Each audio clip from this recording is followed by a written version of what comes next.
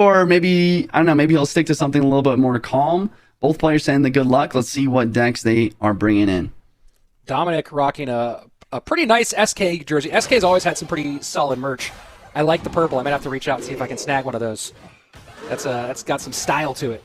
Yep. Furnace from Momo.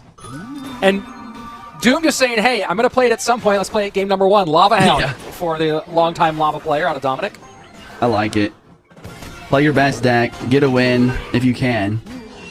Mo's obviously going to be prepared. He's got the God Putt, great air defense. He's got Furnace, Electric Spirit. Oh, and the delivery as well. Oh, my goodness. Oh, boy. Of all the...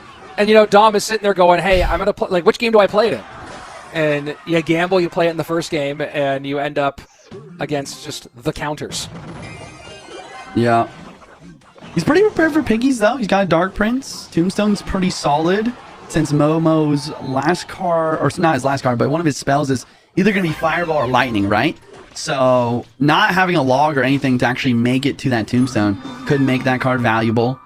And then the other thing that I have to mention is just Doom is just used to this situation.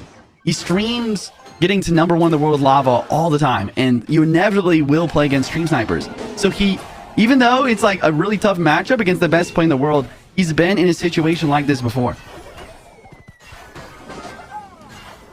Delivery down. Interesting Void here to clear things out. Smart play from Dom. And he's keeping this one close early on despite having not touched tower yet. Yeah, and he's continuing to be prepared for these piggies. So even though it's like really weird because both players just completely counter each other. It's going to be very difficult for both players to break through. A little bit easier for Mo just because piggies are a little bit more consistent. But don't count Doom out here. He could make a miracle happen. And, you know, we might have just seen some of the trick to it as pigs go opposite lanes. This will be an interesting one for Doom to contend with as he gets the Evo zap out to get him on the floor. Do you think the play over the middle is going to be critical for Doom trying to break through? We just saw, of course, a Dark Prince hop over. It is the hero Dark Prince, so we can always kind of secondary that as the win condition with the Rhino. Right. Yeah, I think it makes sense, right? Dark Prince over the middle, trying to get to the God Putt. Skelly Drags over the middle, trying to prevent roll delivery value. Yeah, I think that could be helpful. But really what's going to come down to is if this Lava Hound can get some chip damage on tower, especially with Void not being the best way to get tower damage. And Mo's doing a great job of just cycling what seems to be infinite Goblin Hunts and infinite Goblins right now. One pig gets away. Dark Prince going to work on that first one, then turn its attention to the pack.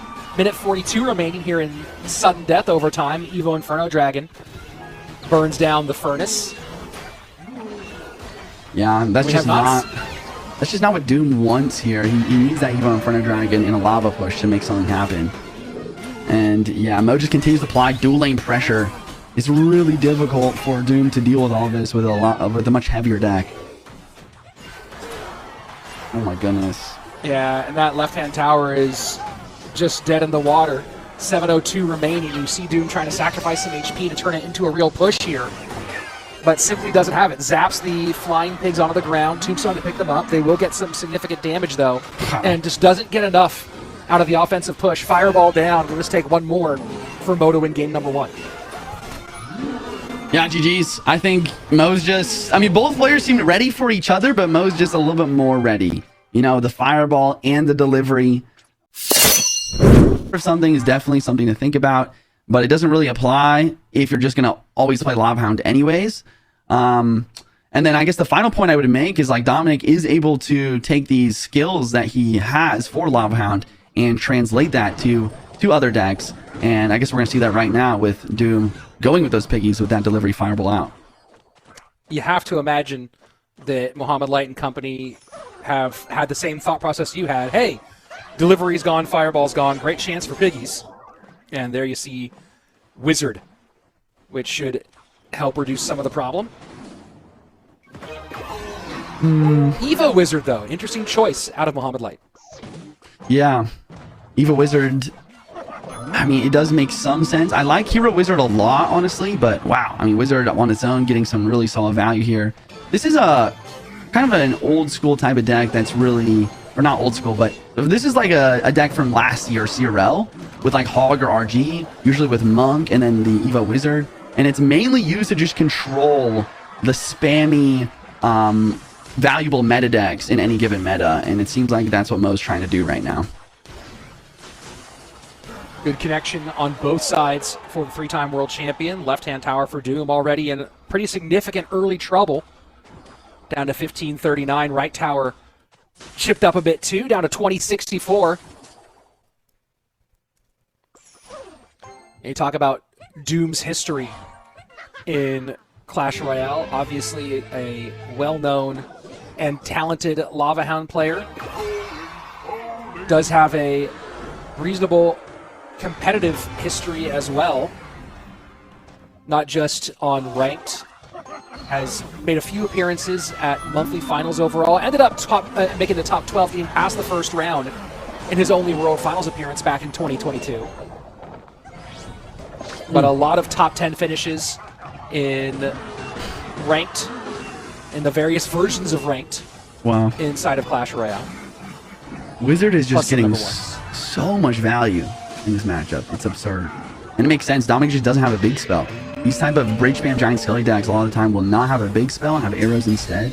So this Wizard is just locking down defense, and then Mo, super principled. He just continues to he's just so principled. He continues to apply pressure other lane. It's just so important versus these types of decks. I think a lot of players would just try to hyper focus one lane. But wow, another Hog Rider connection, and Doom is in a really tough spot. Evo Wizard setting up very far behind the Mighty Miner. Pigs into the left-hand lane. Evo Cannon cleans those up fairly easily. Hog Rider looking to break through. Zappy's behind the bowler. That will shut down this Hog Rider. And for the first time, Mohamed Light has a real serious push to contend with. We'll see if Doom can double down behind it. Sets up the bowler. Pretty healthy Mighty Miner goes to the opposite lane. I wouldn't be surprised if he just lightnings the bowler. Yeah, exactly. Because now I think you still need 2 more lightnings, to be fair, but being able to just take that bowler off the board, which is like one of the biggest threats of this deck, super clean. Mohamed Light playing defense on the left-hand side. Has to work against these pigs. Playing it nice and conservatively. Giant Skeleton was tanking for the piggies, so it goes down up high, and now Mohamed Light puts it within 1 HP. When I said I think you need 2 more lightnings to take this tower, I did not realize it was going to be 1 HP left. Mo not having a small spell, need to cycle back to 1 more lightning. This gives potential for Doom to lightning block with either Zappies or Piggies. We'll see if he's going to be able to do that. He attempts to do it. Mo's keeping track of cycle though. He knows that those cards are in hand, and once they're not, he's free to lightning, and that's going to be a clean win for Mo. And it would have been quite a move out